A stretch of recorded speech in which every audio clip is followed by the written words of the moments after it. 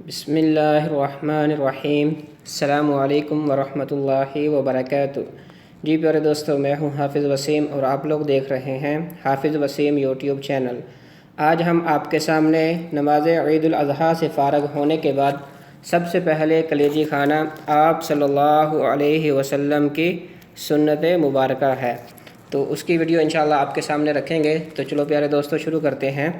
نبی کریم صلی اللہ علیہ وسلم کا معمول تھا کہ نماز عید الاضحیٰ سے فارغ ہونے کے بعد اپنے دست مبارک سے قربانی کے جانور کو ذبح فرماتے اور کلیجی پکانے کا حکم دیتے۔ جب وہ تیار ہو جاتی تو اس سے تناول فرماتے۔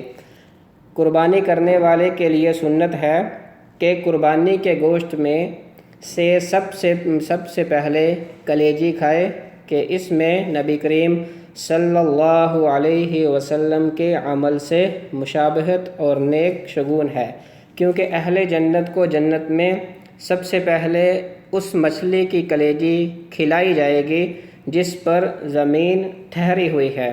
تو پیارے دوستو، یہ تھی ہماری آج کی ویڈیو کہ جب بھی ہم جو ہے وہ اکثر آپ نے دیکھا ہوگا کہ کوئی بھی آدمی قربانی کرتا ہے تو قربانی کرنے کے بعد سب سے پہلے جو ہے وہ کلیجی جو ہے وہ پکا کے کھائی جاتی ہے، تو یہ آپ صلی اللہ علیہ وسلم کی سنت مبارکہ ہے۔ تو پیارے دوستو، یہ تھی ہماری آج کی ویڈیو۔ انشاءاللہ ملتے ہیں نیکسٹ ویڈیو میں۔